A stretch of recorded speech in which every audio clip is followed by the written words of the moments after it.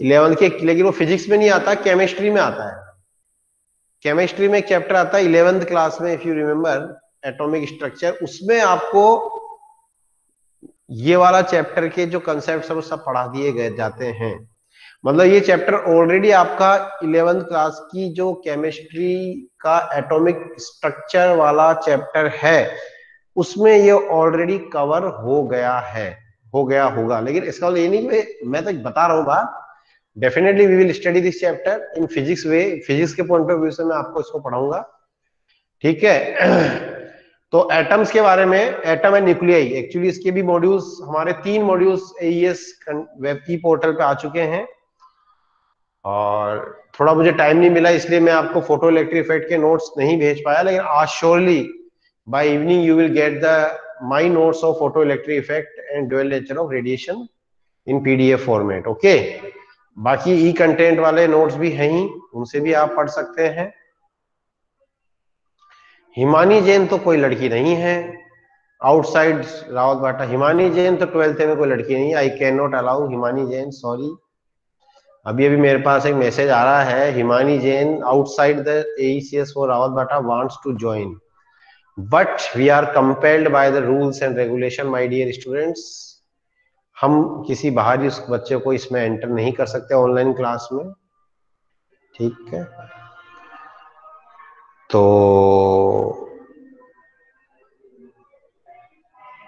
मैं अब जो है आपको ये चैप्टर स्टार्ट करता हूं।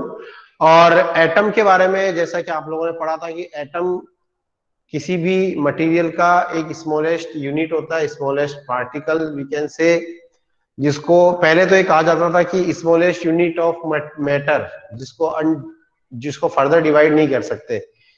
डॉल्टन के टाइम पे इसको अपन बोलते थे।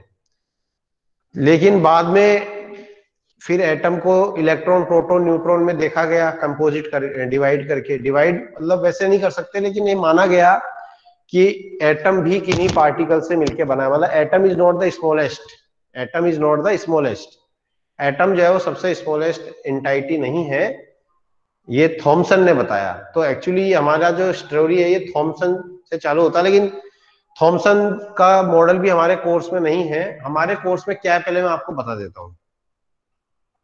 एटम जो चैप्टर नंबर 12 है आपका, उसमें हमारे कोर्स में जो है कंटेंट वो है बेसिकली एक तो रदरफोर्ड का अल्फा स्कैटरिंग एक्सपेरिमेंट, जो फेमस एक्सपेरिमेंट कराया था गाइगर मार्सन ने भी करा था, उसमें कंट्रीब्यूशन बहुत सारा, उसका एक्सप्लेनेशन है ब्रीफ में।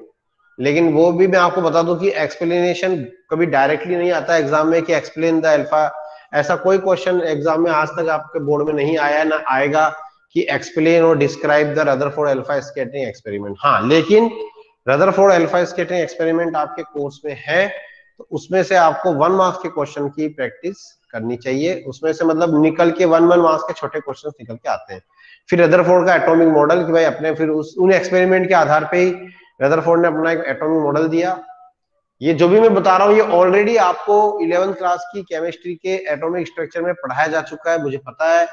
तो इसलिए now I feel that you all will be comfortable in this chapter. I feel that you all will be comfortable in the sense कि भाई देखो, एक तो क्या होता है कि कोई चीज ऐसी आ जाती है जो कभी पढ़ी नहीं आज तक, तो उसमें थोड़ा टाइम लगता है समझने में, 2-3 बार दिमाग लगाना पड़ता है ना, होता ही है ना ऐसा। और कोई ऐसा टॉपिक आ जाए जो पहले भी पढ़ा हुआ है तो कितना मजा आ जाता है ना, अरे वाह, इसमें तो ज्यादा मेहनत करने की जरूरत नहीं है और ये तो हमारा फटाफट हो जाएगा क्योंकि ऑलरेडी हम इसको पहले भी पढ़ चुके हैं। तो आपका जो ये एटम वाले चैप्टर के जो कंटेंट्स हैं, जो टॉपिक्स हैं, वो ऑलरेडी आप पहले पढ़ चुके हैं। तो इसलिए मैंने बोला कि you will be feeling relaxed and comfortable in this chapter. ये मॉडर्न फिजिक्स का पार्ट 2 मान सकते हैं इसको आप। फिर इसका 3rd चैप्टर वो आएगा न्यूक्लियाई। एटम और न्यूक्लियाई को एक कंप्लीट यूनिट के रूप में माना गया है। तो कई बार मतलब जो क्वेश्चंस है वो एटम और न्यूक्लियाई दोनों में से मिलाकर आते हैं। मतलब इस अकेले चैप्टर का वेटेज नहीं है, एटम और न्यूक्लियाई का मिलाकर वेटेज है। और वो कितना है, वो तकरीबन 5 मार्क्स का वेटेज है। एक्चुअली 5 मार्क्स का ड्यूअल नेचर और रेडिएशन रहता है लगभग, और बाकी 5 मार्क्स का ये। लेकिन ड्यूअल नेचर रेडिएशन में कई बार 4 मार्क्स भी आ जाते हैं, इसमें 6 भी आ जाते हैं। मतलब कुल मिला के ये 3 चैप्टर जो है 10 मार्क्स के बगैर बताए गए। अब 10 में से ड्यूअल नेचर और रेडिएशन कई बार 5 का भी आ जाता है, कई बार 4 का भी आ जाता है, और एटम न्यूक्लियाई कई बार 6 का भी आ जाता है, कई बार 5 का भी आ जाता है। तो वो एक छोटी मोटी बात है, उतनी बड़ी बात नहीं है। तो ये है कहानी, ठीक है बच्चों। तो इसमें क्या है कि एक तो रदरफोर्ड मॉडल पूरा डिस्कशन है, उसकी फिर उसकी शॉर्टकमिंग्स कि भाई बताया था ना कि उसकी शॉर्टकमिंग्स क्या थी, बताएंगे चलो। फिर नील्स बोर का मॉडल कि रदरफोर्ड के मॉडल में उसने कुछ मॉडिफिकेशन करके अपना एक एटॉमिक मॉडल का रिप्रेजेंटेशन दिया था नील्स बोर, और उसके बाद फिर नील्स बोर ने एटम की रेडियस वेलोसिटी वगैरह निकाली थी, एनर्जी, और उसके बाद फिर हाइड्रोजन स्पेक्ट्रम की सीरीज जो आप लोगों ने पढ़ी है, लाइमेन, बामर, पास्चन, ब्रेकिट, फुंड, इस तरह से। और ये है बस, ये 3-4 टॉपिक, ये टॉपिक्स इस चैप्टर में है। छोटा सा चैप्टर है ये भी, वही 3-4 दिन की क्लास में हो जाएगा, मतलब ज्यादा टाइम नहीं लेगा ये चैप्टर भी, हार्डली 3 और 4 क्लासेस वी कैन से। तो we hope that by Friday, if today is Tuesday, then by Friday we will complete the chapter. Second Saturday Sunday छुट्टी से पहले, मतलब फ्राइडे को we will complete the chapter. We hope that if our regular class will be there and okay, so students, तो Dalton के बाद आपका Thompson का, इसमें थोड़ा आपको मैं आपको बता देता हूँ, वैसे कोर्स में नहीं है लेकिन फिर भी आपको आइडिया बता देता हूँ कि थॉमसन ने बोला कि कोई भी मैटर का जो एटम होता है वो 10⁻⁻10 मीटर के रेडियस के एक रीजन में क्या होता है, स्प्रेडेड होता है या उसका एग्जिस्टेंस होता है। 10⁻⁻10 मीटर के रेडियस के अंदर उस एटम का एग्जिस्टेंस होता है। रेडियस का मतलब आप एक एटम को 10⁻⁻10 मीटर के रेडियस के स्फेरिकल रीजन से कंपेयर कर सकते हैं, उसको मान सकते हैं। और फिर वहां पे उसने ये बोला कि जो बेसिकली उसका जो पॉजिटिव चार्ज है, वो पॉजिटिव चार्ज यूनिफॉर्मली क्या होता है, उसमें फैला हुआ होता है। पॉजिटिव चार्ज जो होता है वो पूरे एटम में, मतलब देखो थॉमसन की बात है, हालांकि ये कॉन्ट्राडिक्ट हो गई थी, और रदरफोर्ड का अल्फा स्कैटरिंग एक्सपेरिमेंट इसी को कॉन्ट्राडिक्ट करता है। क्या करता है वो कॉन्ट्राडिक्ट, कि जो हमारा एटम है उसके अंदर जो 10⁻10 मीटर का जो रेडियस का रीजन है, उस 10⁻10 मीटर रेडियस के रीजन में जो पॉजिटिव चार्ज होता है वो पूरा स्प्रेडेड होता है, फैला हुआ होता है पूरे एटम में। मतलब वो पॉजिटिव चार्ज पूरे 10⁻10 मीटर रेडियस में फैला हुआ है। तो भाई एटम तो इलेक्ट्रिकली न्यूट्रल है, एटम तो इलेक्ट्रिकली न्यूट्रल है, एटम पे नेट चार्ज तो हमें बताया गया 0 होता है। तो यदि वहां पे पॉजिटिव चार्ज है तो उसको न्यूट्रलाइज करने के लिए कोई नेगेटिव चार्ज भी होना चाहिए, कोई अपोजिट नेचर का चार्ज भी होना चाहिए। तो फिर वो प्लम पुडिंग मॉडल लेके आया। प्लम पुडिंग मॉडल मतलब हमारे इंडियन वर्जन में देखें तो क्या बोलते हैं, वाटर लेमन, कि वाटर लेमन में जो अंदर फ्रूट है पूरा रेड कलर का, that is basically positive charge. वो बोल रहा है कि उसने फिर बोला है कि उसमें जो इलेक्ट्रॉन नेगेटिव चार्ज पार्टिकल्स होते हैं वो जगह जगह पॉइंट चार्जेस के फॉर्म में होते हैं। वो क्या होते हैं, जगह जगह पॉइंट चार्जेस के फॉर्म में होते हैं। मतलब पॉजिटिव चार्ज तो यूनिफॉर्मली डिस्ट्रीब्यूटेड होता है, जैसे शीट पे चार्ज दे देते हैं ना अपन, जैसे कॉम को रगड़ दो तो कॉम पूरा यूनिफॉर्मली चार्ज हो जाता है, लाइक दैट। तो उसी तरह से पॉजिटिव चार्ज तो पूरा यूनिफॉर्मली फैला हुआ है 10⁻10 मीटर रेडियस के अंदर। लेकिन जो नेगेटिव चार्ज है वो जगह जगह पे आपका क्या है, पॉइंट चार्जेस के फॉर्म में, वो यूनिफॉर्मली स्प्रेडेड नहीं है in according to the Thomson model. और इसके कंपेयर, इसको फील कराने के लिए, इसको थोड़ा रियलिस्टिक बनाने के लिए उसने प्लम पुडिंग, कोई स्वीट आती है, लेकिन अब उसके लिए अपन इंडियन, उसकी जो इंडियन एनालॉजी है वो क्या लेके चलते हैं, यहाँ की वाटरमेलन। वाटरमेलन से उसका कंपेयर कर रहे हैं, इंडियन एनवायरनमेंट के हिसाब से बात कर रहे हैं कि वाटरमेलन से उसने कंपेयर करके बोला कि in watermelon you see that fruit inside that red color fruit you eat, that can be considered as the positive charge। वो यूनिफॉर्मली रहता है फ्रूट उसके अंदर, और जगह जगह वाटरमेलन में सीड्स निकलते हैं, बीज जो ब्लैकिश और ब्राउनिश होते हैं, वो आपके यूनिफॉर्मली नहीं रहते हैं, वो जगह जगह धसे हुए रहते हैं, है ना, जिनको निकालना पड़ता है पहले खाने से पहले। तो वही सीड्स आपके जो होते हैं वो जगह जगह धसे हुए होते हैं। तो दैट वही उसने इमेजिनेशन की कि बोले हम एक एटम को भी इसी तरह से इमेजिन कर सकते हैं, जैसे कि एक वाटरमेलन को आप देख रहे हैं, बस उसमें वो जो आपका फ्रूट है रेड कलर का, that is positive charge, uniformly distributed, और जो जगह जगह इम्बेडेड, धसे में मतलब the seeds are embedded at the certain places, they can be considered as the negative charge. और magnitude of negative and positive charge equal to each other, so electrically atom is neutral. ये बात Thompson ने बताई। ये मैंने Thompson model आपको बस ऐसे बता दिया है, ओनली फॉर अंडरस्टैंडिंग, बट ये एग्जाम में नहीं आता है। हमारा सिलेबस जो चालू होता है वो होता है रदरफोर्ड अल्फा स्कैटरिंग एक्सपेरिमेंट से। तब फिर थॉमसन का ही एक स्टूडेंट था रदरफोर्ड। एक्चुअली आपको बताऊं, Thomson was the student of Rutherford actually. तो ये बात अभी मैंने एनसीईआरटी में ये चैप्टर में थोड़ा रीड कर रहा था, थोड़ा फ्री बैठा था, तो I was reading this chapter from NCERT and then I came to know कि Rutherford was the student of the Thomson. तो देखो कई बार स्टूडेंट भी क्या होते हैं, बच्चों से टीचर से आगे निकल जाते हैं, टीचर के मॉडल को गलत सिद्ध किया तो उसके स्टूडेंट ने, तो ऐसा होता है कई बार। तो वो उसका रिसर्च स्टूडेंट था थॉमसन का, कौन? Rutherford was the research student of Thomson. Thomson was the professor and earlier later on Rutherford also became the professor, but initial days का बता रहे हैं कि initially he was the research student of Thomson. फिर उसने फिर एक experiment introduce किया, alpha scattering experiment. Actually Rutherford was not agree with this thought of Thomson. वो थॉमसन की थॉट से एग्री नहीं था, उसको कुछ ना कुछ गड़बड़ फील हो रही थी। लेकिन अब वही बात है कि आप किसी बड़े साइंटिस्ट की बात को यदि झुटलाना, तो आपको उसको एक्सपेरिमेंटली वेरीफाई करना पड़ेगा, आपको एविडेंस देना पड़ेगा। ऐसे तो कोई आपकी बात नहीं मान लेगा कि अरे भैया वो गलत बोल रहे हैं, और वो भी जब आपके वो सर हो, वो आपके गुरु हो, गाइड हो। जैसे मैंने बोला Thomson was the master, Thomson उसका सर थे, मतलब he was the research student of. तो रदरफोर्ड को फिर एविडेंस के लिए उसने फिर अल्फा स्कैटरिंग एक्सपेरिमेंट किया, और उस अल्फा स्कैटरिंग एक्सपेरिमेंट में फिर रदरफोर्ड, और वो बात बहुत सालों बाद किया, मतलब जब वो खुद एक प्रोफेसर बन गए रदरफोर्ड, तब उसने वो एक्सपेरिमेंट किया। और फिर उसमें गाइगर और मार्सन का नाम भी आता है बुक्स में। Geiger and Marsons were the students of Rutherford, वो रदरफोर्ड के स्टूडेंट थे, और रदरफोर्ड ने उनकी हेल्प से फिर वो एक्सपेरिमेंट परफॉर्म किया। एंड फिर उसने जो आइडिया दिए, उसने पूरे एटम की स्ट्रक्चर को बदल के रख दिया। मतलब जो एटम को लेके लोगों के अंदर जो फीलिंग्स थी, जो उसका नजरिया था देखने का, वो बदल दिया पूरा उसने। और रदरफोर्ड को याद किया जाता है, क्रेडिट दिया जाता है for the discovery of nuclei. उसको न्यूक्लियाई नाम का जो एक पोर्शन होता है, जिसको अपन बोलते हैं पॉजिटिवली चार्ज न्यूक्लियाई, जिसके अंदर की किसी भी एटम का मैक्सिमम 99.9% मास और नेट पॉजिटिव चार्ज एग्जिस्ट करता है। प्रोटॉन न्यूट्रॉन उसके मेन पार्टिकल होते हैं। वैसे हमारा अगला चैप्टर न्यूक्लियाई है, वहां पे हम उसको पढ़ेंगे डीपली। उस पोर्शन को अपन बोलते हैं न्यूक्लियाई।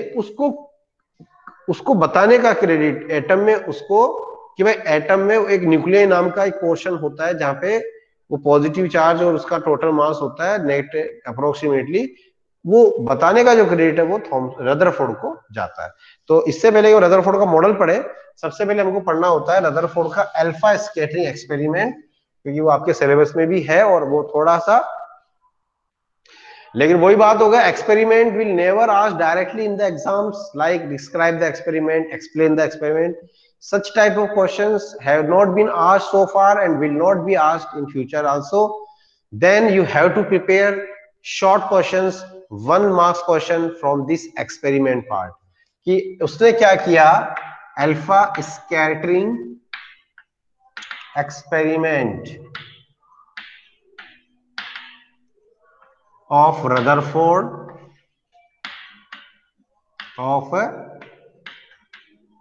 रदरफोर्ड का alpha scattering experiment performed by the Rutherford. तो what is the alpha scattering experiment of Rutherford? Let us see कि उसने क्या किया कि जैसे एक अल्फा पार्टिकल का सोर्स लिया, जो भी रेडियो एक्टिव मटेरियल्स होते हैं, BI बिस्मथ को लिया उसने, बुक में दिया हुआ है बिस्मथ वगैरह का। एक अल्फा पार्टिकल के बारे में आपको बता दूं कि अल्फा पार्टिकल को क्या लिया गया है। अल्फा पार्टिकल हीलियम का एक आयोनाइज्ड आयन होता है, जिसका ये स्ट्रक्चर होता है, यानी उसके हीलियम का आयोनाइज्ड आयन मतलब उसके अंदर इलेक्ट्रॉन नहीं है, इलेक्ट्रॉन एब्सेंट है, 2 प्रोटॉन्स और 2 न्यूट्रॉन्स। तो मास नंबर उसका 4 होता है, यानी कि अल्फा का जो मास होता है वो प्रोटॉन के मास का 4 टाइम्स होता है, और अल्फा का जो चार्ज होता है वो प्रोटॉन के मास का डबल होता है, 2 टाइम्स। और अल्फा इज ए नेचर क्या होता है इसका, प्लस। अल्फा पार्टिकल का नेचर होता है पॉजिटिव चार्ज, ठीक है।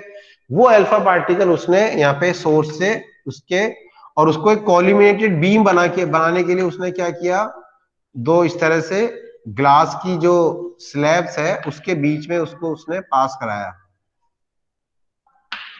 जो ग्लास की जो स्लैब्स है इस तरह से, उन ग्लास की स्लैब में से उसने उनको इस तरह से, तो ये ग्लास की स्लैब एकदम बहुत डिस्टेंस पे रखी, बहुत ही स्मॉल डिस्टेंस पे रखी हुई है। इनके बीच में एक बहुत ही नेरो होल है, ये ग्लास की स्लैब्स है, या ग्लास ब्रिक्स मान सकते हो, ग्लास की प्लेट मान सकते हो, और they are usual just very small distance. तो अभी क्या होगा कि अल्फा पार्टिकल क्या होगा, इसके अल्फा पार्टिकल एक बीम के फॉर्म में आएगा, इनमें से जब हो गया तो एक बीम, वो अल्फा पार्टिकल ऐसा लगेगा जैसे लाइट की बीम नहीं आती लेजर से, अरे जैसे लेजर से लाइट की बीम नहीं आती वैसे अल्फा पार्टिकल की बीम आएगी, सॉरी हाँ अल्फा पार्टिकल बीम आएगी from this two slabs. Now these alpha particles are made to fall on this a very thin wire. Now this, you know, this beam of, this is alpha particle beam, this is beam of alpha particle, और इसके ऊपर ये beam alpha particle की आती है। Now this is, what is this wire, this is very thin gold foil, ये क्या है, बहुत ही थिन गोल्ड फॉयल, गोल्ड की फॉयल है, जिसकी थिकनेस बहुत ही कम उसने रखी थी, 10⁻⁻⁶ से 10⁻⁻⁶ मीटर। अब आप देख लो कितना कितना माइनर लेवल का एक्सपेरिमेंट था ये, कितना माइक्रोस्कोपी लेवल पे किया गया होगा इसको। हम तो सोचते हैं बोले ऐसे बस इसको ऐसे ऐसे लाइट ऐसे अल्फा पार्टिकल उसके ऊपर करा दिए उसको, बहुत ही माइक्रो लेवल पे ये बेसिकली एक्सपेरिमेंट हुआ था। 10⁻⁻⁶ मीटर थिकनेस का ग्लास स्लैब, जिसको स्पेशल लेबोरेटरी में ही तैयार किया जा सकता है। यस सीधे एग्जिट वैल्यू बता रहे हैं, अच्छी बात है। 2.1 इंटू, मैं ऑर्डर बता रहा हूँ एक्चुअली, क्योंकि वैल्यू मुझे खुद को याद नहीं रहती, सही बताऊं तो मुझे हमेशा ऑर्डर ही याद रहता है, ठीक है ना। तो अच्छी बात है, आपको वैल्यू याद अच्छी है, कहीं से आपने देख ली हो तो भी अच्छी बात है। तो मैं क्या कह रहा था कि ये एक्सपेरिमेंट जो होते हैं बहुत ही माइक्रो लेवल पे होते हैं। 10⁻⁻⁶ मीटर की जो गोल्ड फॉयल है वो ऐसे तो मिलेगी नहीं, वो तो आपको स्पेशल लेबोरेटरी में प्रिपेयर करनी पड़ेगी पहले इस तरीकों से। तो 10⁻⁶ या 10⁻⁷ मीटर ऑर्डर की एक गोल्ड फॉयल उसने ली, और वो गोल्ड फॉयल आयरन गोल्ड की थी, सॉरी आयरन में गलती से बोल गया, गोल्ड की, गोल्ड फॉयल है तो गोल्ड की होगी, आयरन की कैसे हो जाएगी, 79 जिसका एटॉमिक नंबर होता है। तो that gold foil was there, and this alpha particle beam coming from the source and in the form of collimated beam from the glass slab, it is allowed to fall on this wire, it is allowed to fall on this gold wire, gold foil. Now this will scattered in the various direction, this will scattered in the various direction। लेकिन वही बात है, gold foil को भी हम नहीं देख सकते क्योंकि हमारे 7 मीटर थिकनेस हम कहाँ देखेंगे, और अल्फा पार्टिकल भी नहीं देखते। ये तो पूरा एक्सपेरिमेंट आपका पूरा एक एक इसका अरेंजमेंट होता है, उस पर बंद होता है। और हमको क्या पता अल्फा पार्टिकल स्कैटर्ड हो गया, हमको क्या पता लगेगा। Alpha particle is just like very small atomic level पे जब हम बात कर रहे हैं, ये सारी बातें एकदम एटॉमिक लेवल पे हो रही है। तो अल्फा पार्टिकल इतना स्मॉल है कि उसको कैसे पता लगेगा कि भाई वो स्कैटर्ड हो गया, हमें कैसे पता लगेगा। तो उसके लिए उसने क्या लिया, एक डिटेक्टर लिया, फिर एक डिटेक्टर की जरूरत पड़ी। तो डिटेक्टर के फॉर्म में क्या लिया, जिंक सल्फाइड का स्क्रीन लिया, ZNS स्क्रीन बोलते हैं उसको, जिंक सल्फाइड का स्क्रीन उसने वहां पे लिया रदरफोर्ड ने, गाइगर मार्सन जो भी आप समझे समझ लो, कोई फर्क नहीं पड़ता। जिंक सल्फेट यानी zinc sulphide, sorry zinc sulphide की ZNS की स्क्रीन। अब ये ZNS क्या करता है, ये इल्यूमिनेट स्क्रीनटेशन प्रोड्यूस करता है। इसके ऊपर कोई भी एटॉमिक एटम्स के जो पार्टिकल कोलाइड करते हैं तो वो क्या करते हैं, ब्रिलियंसी, चमक पैदा कर देते हैं, स्क्रीनटेशंस बोलते हैं। तो उन स्क्रीनटेशंस को तो हम ऑब्जर्व कर सकते हैं ना। और यहाँ पे फिर क्या लगा दिया उसने, एक यस यहाँ पे अब उसने ये स्क्रीन ZNS स्क्रीन है ये, और इस पे फिर आपका क्या कर दिया उसने, एक रोटेटर लगा दिया ये, ठीक है ना। और ये इसको क्या करता है, अलग अलग एंगल पे क्या कर सकता है, रोटेट कर सकते हैं इसको अपन। ये ZNS स्क्रीन क्या कर सकते हैं, अलग अलग स्क्रीन पे अपन रोटेट कर सकते हैं, ठीक है। या इसमें ऐसे मान सकते हो कि ये आपका ZNS स्क्रीन, सॉरी इसको आप ऐसे कर लो, थोड़ा सा अपन मॉडिफिकेशन इसमें ये कर लेते हैं। ZNS स्क्रीन अपन इसको बोल देते हैं रोटेटिंग वाला, हाँ ये वाला। ये तो ऐसे एक बेस मान लो डिटेक्टर, ये ZNS स्क्रीन क्या कर सकती है, इसमें रोटेट कर सकती है।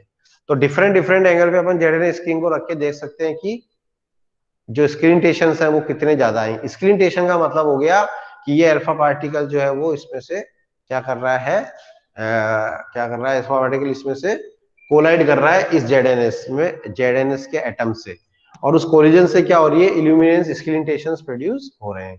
अब यहाँ पे आप देखने की बात यह है कि 10⁻⁷ मीटर रेडियस का, ये 10⁻⁷ मीटर, हाँ, थिकनेस का ये गोल्ड फॉइल है। इतनी थिकनेस का गोल्ड फॉइल लेने का पर्पस क्या रहा होगा, दिमाग में बात आती है बिल्कुल ही। ये क्वेश्चन एग्जाम में आता है फिजिक्स में, और इसका आंसर भी एनसीईआरटी में दिया गया है कि इतना कम नेग्लिजिबल थिकनेस लेने का क्या रीजन रहा होगा in this experiment, why he considered very thick, या ही टुक वेरी थिक नहीं sorry very thin gold foil. इतनी पतली गोल्ड फॉइल लेने का क्या लॉजिक था, तो उसका क्या लॉजिक रहेगा है? आपने पढ़ा 11th क्लास में, इसलिए मैं पूछ सकता हूं आपसे, if you know then you can answer. If anybody can tell what was the purpose of taking so much thin gold foil in this experiment? Because I can expect the answer, because I know that you have studied this chapter in 11th class chemistry, atomic structure. That's why I am asking. Nobody is telling. So कोई बात नहीं, मैं I tell you that अच्छा दिव्यांशी का answer आया, alpha particle can through it easily. Okay, Divyanshi का answer आया only, और एनीबडी एल्स? ठीक है, चलो मैं बता रहा हूं इतना। एक्चुअली उसमें देखो क्या होता है कि आपका जो अल्फा पार्टिकल होता है वो, अब देखो ये पूरा गोल्ड का फॉइल है, अब इतनी सी रीजन में कितने सारे एटम आ जाएंगे। मैंने मान लो एक डॉट बनाया बोर्ड पे, अब इस डॉट का डायमीटर कितना कम है, इसमें भी आपको करोड़ों अरबों एटम्स आ गए। तो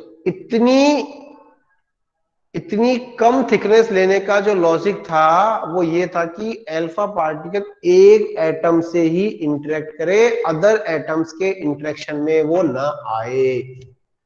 समझ में आ रही मेरी बात? That alpha particle should interact with only one atom and it does not interact with the other atom. ठीक, कई बच्चे लिख रहे हैं it can be correct up to some certain extent, many are writing like this, does not suffer any collision, but I feel that it is correct up to certain extent, not completely it is correct.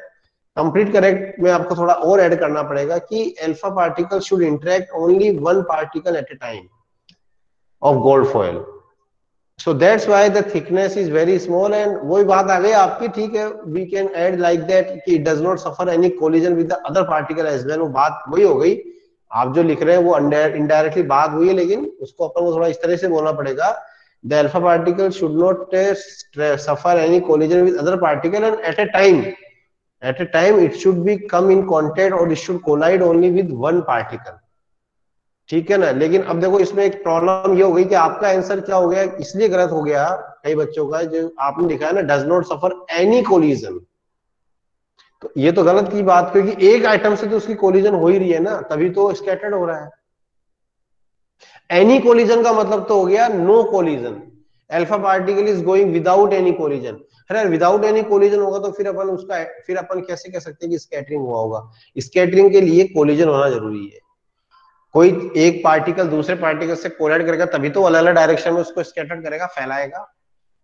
Without collision how much scattering is possible? तो इसीलिए मैंने आपको बोला था it is correct है up to certain extent but not completely correct है। तो इसके लिए आप उसको ऐसे, अब अपने आंसर को थोड़ा मॉडिफाई कीजिए। मैं जो बता रहा हूं कि alpha particle should interact only one atom at a time and it should not interact with other atom. वहां पे आप फिर लिख सकते हैं it so that it should not collide with other atoms and at a time it collide with only one atom.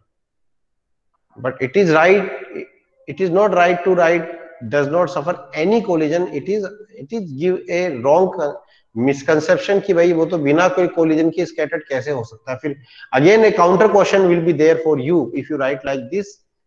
Then again a counter question will be there. Then how it is scattered? If there is no collision, it does not suffer any collision, then how it became scattered? ये आपके पास एक counter question आएगा, तो इसीलिए आप उसको पहले ही modify कर दीजिए. बोले सो मच थिन 10 के पावर 7 मीटर थिकनेस लेने का यही रीजन है कि it should interact one atom, मतलब एक एटम से उसकी इंटरेक्शन की प्रोबेबिलिटी को बढ़ाने के लिए क्या लिया गया है, इतना थिन लिया गया है. और फिर आप उसमें ऐड कर सकते हैं and it does not interact और कोलिड विद अदर एटम्स. तो ठीक है साहब, अभी स्कैटर्ड हो गया. अब ये क्या करते हैं एक्सपेरिमेंटली, वो क्या करते हैं वो बता देता हूँ. ये जो जेडएनएस स्क्रीन है, ये इसके ऊपर आपकी अगर से रोटेट कर सकती है, तो इस जेडएनएस स्क्रीन को अपन अलग अलग एंगल्स पे क्या करते हैं, इसके रेस्पेक्ट में ला के देखते हैं और देखते हैं जेडएनएस स्क्रीन में कितने स्क्रीनटेशंस प्रोड्यूस होते हैं. और फिर स्कैटर्ड होने वाले पार्टिकल्स और एंगल्स, कितने एंगल पे वो स्कैटर्ड हो रहे हैं, उनके बीच में एक ग्राफ उसने बनाया. क्या बोला मैं, number of the scattered particle at any given angle और एंगल के बीच में उसने क्या किया, स्टडी किया. एंगल कहां से पता लगेगा, यहाँ पे कुछ अरेंजमेंट होता है एंगल मेजरमेंट करने का, वो अपन ने दिखाया नहीं है, no need to do that. और ये जेडएनएस स्क्रीन को अलग अलग एंगल के ऊपर अपन रख के देखते हैं कि स्क्रीनटेशंस कैसे आ रहे हैं. उससे अपन को आइडिया लग जाता है कि किसी पर्टिकुलर एंगल पे नंबर ऑफ अल्फा पार्टिकल ज्यादा आ रहे हैं, कम आ रहे हैं, लाइक दैट. और फिर उसने एक ग्राफ बनाया between what, number of scattered alpha particle at the given angle theta and angle theta. किसकी सिर्फ से ग्राफ बनाया, देखो the graph was drawn with the angle theta and number of scattered particle and number of scattered alpha particles at any angle theta. तो इसको मैं n theta लिखता हूं, n ब्रैकेट थीटा मतलब किसी थीटा एंगल पे स्कैटर्ड होने वाले पार्टिकल का नंबर. ओके, और ये ग्राफ जो है वो कुछ इस तरह से आपको मिला, इस तरह से. यानी कि ये एक्सपोनेंशियली क्या हो रहा है, मतलब जो angle is very small, 0 degree है, तो ये नंबर ऑफ एटम्स क्या है, बहुत ज्यादा है नंबर ऑफ एटम्स. मतलब 0 डिग्री पर स्कैटर्ड होने वाले नंबर ऑफ एटम्स क्या है, बहुत ज्यादा है. और उसके बाद आप देख रहे हैं कि जैसे जैसे एंगल बढ़ रहा है, नंबर ऑफ पार्टिकल एकदम रिड्यूस हो रहे हैं, एकदम से रिड्यूस हो रहे हैं. यानी रदरफोर्ड ने ये बोला कि भाई हमारे जो most of the alpha particles है वो तो सीधे ही निकल जाते हैं without any interaction with atom. Collision हो रही है लेकिन वो उसमें से सीधे ही निकल जा रहे हैं एटम में से. क्योंकि देखो एन थीटा में 0 डिग्री जब है तो एन की वैल्यू बहुत ज्यादा है, तो आपने क्या कंक्लूजन निकाल सकते हैं इससे अपन, कि most of the alpha particle go straight without any deflection, without suffering any deflection. और उसके बाद अपन देखते हैं कि अब ये आप देख रहे हैं जैसे जैसे डिक्रीज होता जा रहा है वैसे वैसे एंगल बढ़ता जा रहा है. तो इसमें उसने बताया कि 99% पार्टिकल तो स्ट्रेट निकल जाते हैं. उसके बाद कुछ 0.1% के लगभग पार्टिकल्स होते हैं जो 90 डिग्री से कम होते हैं. फिर कुछ मामूली पार्टिकल ऐसे होते हैं जो 90 डिग्री, और 8000 में से एक पार्टिकल, क्या बोला, 8000 में से एक पार्टिकल ऐसा होता है जो 180 डिग्री पे रिबाउंस होता है. यहाँ पे उसको ये स्क्रीनटेशन पूरा है, ये एक्चुअली ये जो है ना ये पूरा एंगल ये ऐसे है, ठीक है ना. ठीक है ना. एक्चुअल डायग्राम में आपको आई थिंक एनसीईआरटी में दिखा सकता हूँ, आप लोग भी देख सकते हैं. देखो एक्चुअल अल्फा स्कैटरिंग एक्सपेरिमेंट ऐसे होता है, ये है, ये this is your actual diagram. Now you can see ये पूरा सर्किल है, ये पूरा इसके चारों तरफ क्या डिटेक्टर है, तो उससे क्या हो रहा है 180 डिग्री एंगल ही मेजर कर सकते हो. आई think it is clear. Actual arrangement ये है, ये अल्फा पार्टिकल का सोर्स है, मेरा हाथ इधर, ये अल्फा पार्टिकल यहाँ पे आपका, ये आपका गोल्ड फॉइल रखी हुई है, और ये चारों तरफ जो सर्किल सा दिख रहा है ये डिटेक्टर है.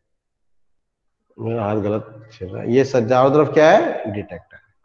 ये मेरे नीचे पे जो बनाया है वो बनाया है, that is experimental diagram. Okay students, तो ये डायग्राम मैंने ऐसे दिखाया कि कई बच्चे ये मुझसे पूछ सकते थे कि बोले सब 180 डिग्री मेजर कैसे किया होगा, तो डिटेक्टर से क्या होगा, ये डिटेक्टर पूरा कवर करता है तो 180 डिग्री। तो क्या बोला, 8000 में से कोई एक ऐसा पार्टिकल था जो कि 180 डिग्री पर डिफ्लेक्ट हो जा रहा था। क्या समझे, most of the alpha particle goes straight, less than 1.1 degree particle at more than 90 degree, and 8000 में से पार्टिकल एट 180 डिग्री। अब उसने ये बोला कि यदि, अब रदरफोर्ड देखो कैसे आर्ग्यूमेंट करता है, अब रदरफोर्ड आर्ग्यूमेंट करता है थॉमसन मॉडल को लेकर, कि थॉमसन जी क्या बोल रहे थे कि भाई positive charge uniformly distributed, positive charge uniformly distributed, Rutherford का आर्ग्यूमेंट नंबर 1 ये है कि if the positive charge is uniformly distributed, then the other alpha particle should suffer the uniform scattering। आई थी मेरी बात समझ में, यदि वो पॉजिटिव चार्ज यूनिफॉर्मली फैला हुआ है तो उसका मतलब उस अल्फा पार्टिकल पे एक जैसा फोर्स लगता, and this alpha particle should have followed a uniform scattering, एक जैसी स्कैटरिंग होनी चाहिए थी, लेकिन ऐसा तो नहीं हो रहा है। अलग अलग एंगल पर अलग अलग अल्फा पार्टिकल स्कैटर होते मिल रहे नहीं मिल रहे। 8000 पर एक ऐसा पार्टिकल 8000 में से जो एक पार्टिकल 180 डिग्री पे हो गया, कुछ 90 डिग्री पे हो रहे हैं, कुछ 0 डिग्री पे हो रहे हैं, कुछ और इंटरमीडिएट एंगल्स होंगे। तो ये डिफरेंट डिफरेंट एंगल पे तो जब ही हो सकते हैं जब इनको डिफ्लेक्ट करने वाला जो, इनको डिफ्लेक्ट कौन कर रहा है, यहाँ पे कुछ पॉजिटिव चार्ज है एटम का, वो इनको डिफ्लेक्ट कर रहा है। अल्फा खुद भी पॉजिटिव है, ये भी पॉजिटिव, तो पॉजिटिव पॉजिटिव रिपल्शन है, उस रिपल्शन के कारण क्या हो रहा है, स्कैटरिंग हो रहा है। समझ में आ रही मेरी बात, एटम में पॉजिटिव चार्ज जो है, अभी मैं न्यूक्लियर वर्ड नहीं बोल रहा हूं, अभी मैं अपने मुंह से इस टॉपिक में न्यूक्लियाई वर्ड नहीं बोल रहा हूं, क्योंकि न्यूक्लियाई तो हमें बताना है क्या होता है।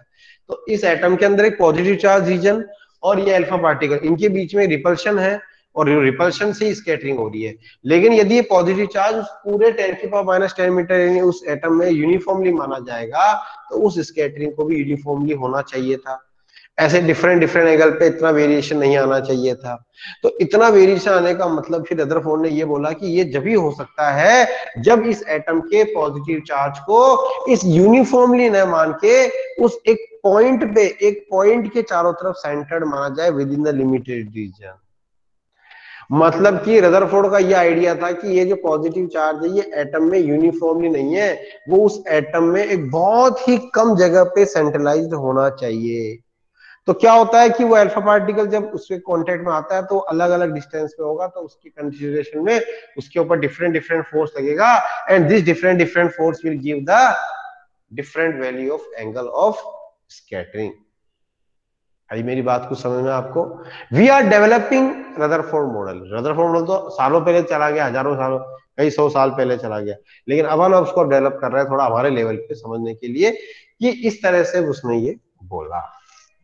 समझ में आ रही बात स्टूडेंट सबको, कि in this way we can say like that कि किसी भी, तो अभी आपको समझ में आ गया कि how this experiment prove that Rutherford Thomson idea was ruled out to spreading of the positive charge uniformly inside the atom.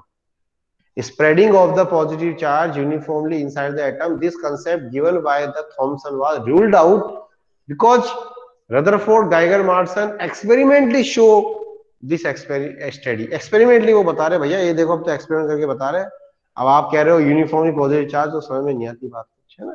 तो वो, तो यहां से फिर ये एक बात हुई, और यहीं से ही फिर न्यूक्लियाई का कंसेप्ट चालू होता है कि रदरफोर्ड ने बोला कि, फिर उसने अपने मॉडल में बोला कि किसी भी एटम, जैसे अपन यहाँ पे एटम ही बना देते हैं, क्योंकि अपन ये बोल रहे हैं ना कि वो एक एटम के कांटेक्ट में आ रहा है, तो मैं एटम ही बना देते हैं। अब इस एटम में क्या हो रहा है कि जैसे पूरी रेडियस क्या है 10⁻⁻10 मीटर, इस 10⁻⁻10 मीटर रेडियस में भी 10⁻⁻15 मीटर रेडियस, अभी 10⁻⁻50 मीटर रेडियस कहां से बताएंगे भी आपको हम। 10⁻⁻50 मीटर का ये स्मॉल रीजन हो गया, तो 10 लाख टाइम छोटा हो गया, नहीं हो गया। जैसे आप अपने पूरे, आप जिस रूम में बैठे हैं अभी, उस रूम को यदि आप क्या माने, एक एटम माने, तो उस रूम का 10 लाख का हिस्सा जो होगा वो एक न्यूक्लियाई होगा, 10⁵ टाइम्स स्मॉलर।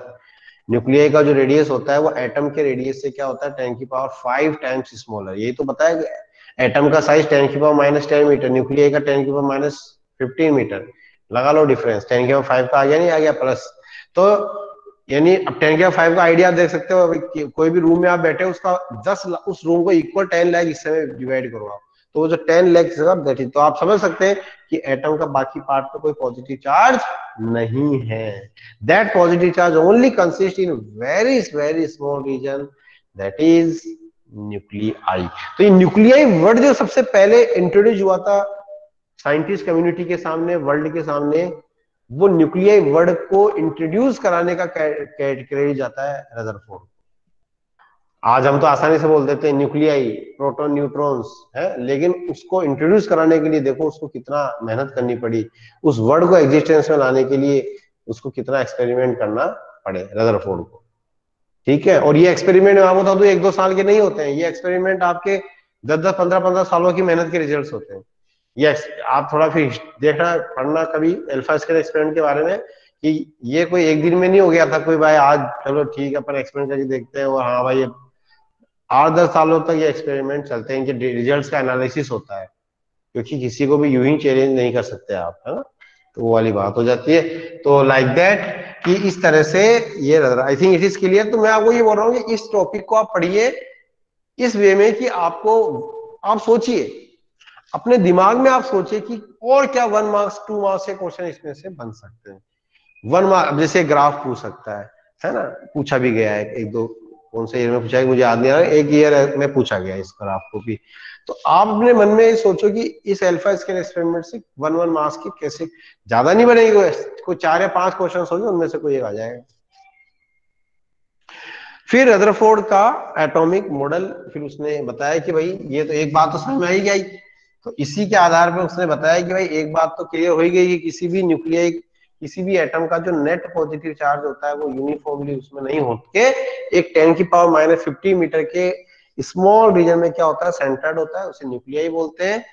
और उसके अलावा एटम्स का जो पार्ट होता है वो होलो होता है, उसमें बस इलेक्ट्रॉन्स क्या करते हैं, रिवॉल्व करते रहते हैं। उसने ऑर्बिट के बारे में नहीं बताया था, ऑर्बिट कंसेप्ट का क्रेडिट किसको जाता है, नील्स बोर को जाता है।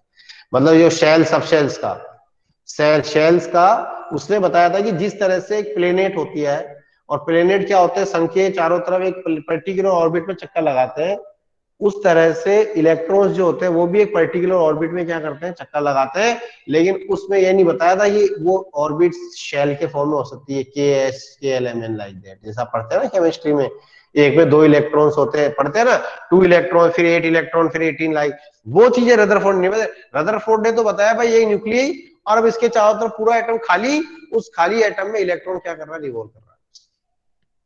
अब उसका कोई एनर्जी लेवल उसने नहीं बताया, उसने सिंपली बोला कि भाई जैसे हमारे, उसने उसको कंपेयर कर दिया यूनिवर्स से, कि जैसे हमारे यूनिवर्स में हमारा जो प्लेनेट होता है वो सन के चारों तरफ, या जो हमारे सैटेलाइट होता है मून, वो अर्थ के चारों तरफ चक्कर लगाता है पर्टिकुलर ऑर्बिट में, बस वो वैसे हमारे इलेक्ट्रॉन घूम रहा है। अब सब मान लो 10 इलेक्ट्रॉन, 10 के 10 इलेक्ट्रॉन एक साथ घूम रहे हैं, ये रदरफोर्ड की बात थी। तो ऑर्बिट कंसेप्ट में उसने केवल ये ऑर्बिट कंसेप्ट उसने बताई थी, किसकी सिमिलर, प्लेनेट से, प्लेनेट सन सोलर सिस्टम में। लेकिन वास्तव में ऑर्बिट तो ऐसी नहीं होती। नील्स बोर ने फिर अपना एटॉमिक, यही नील्स बोर एटॉमिक मॉडल का सक्सेस है कि उसने ऑर्बिट्स के बारे में बताया, एनर्जी लेवल के बारे में बताया, और जब ऑर्बिट और एनर्जी लेवल के बारे में बताया तब फिर स्पेक्ट्रम के बारे में लोगों को पता लगा कि हाँ भाई स्पेक्ट्रम का क्या है, ये जो एनर्जी है कहाँ से आ रही है। ठीक है ना, किसी भी एटम को गैस में से पास करते तो वहां पे आपको लाइट एनर्जी देखने को मिलती है, अलग टाइप के इलेक्ट्रोमैग्नेटिक रेडिएशन देखने को मिलते हैं, तो वो रेडिएशंस कहाँ से आ रहे हैं, वो सारी बातें जो है उसको देखने को मिली। I think it is 10:45 and good student, good number of students are there today also, 38. So I hope that it is the right time to take the snapshot of your names for attendance purpose. It is the right time. 38 students are there in the class. 39 में से एक तो मैं खुद ही हो गया. Now 39 students are there. Okay, good, अच्छी बात है. If you are taking interest, then it is very good. There is nothing wrong. ठीक है ना. और एक बात और मैं भी करना चाहूंगा, वो ऑफ द रिकॉर्ड करूंगा आपके. अभी मैं कुछ एक बार मेरा एक काम कर लें पहले, नाम की फोटो लेने का मैं काम कंप्लीट कर लूं। ठीक है, कार्तिकेय।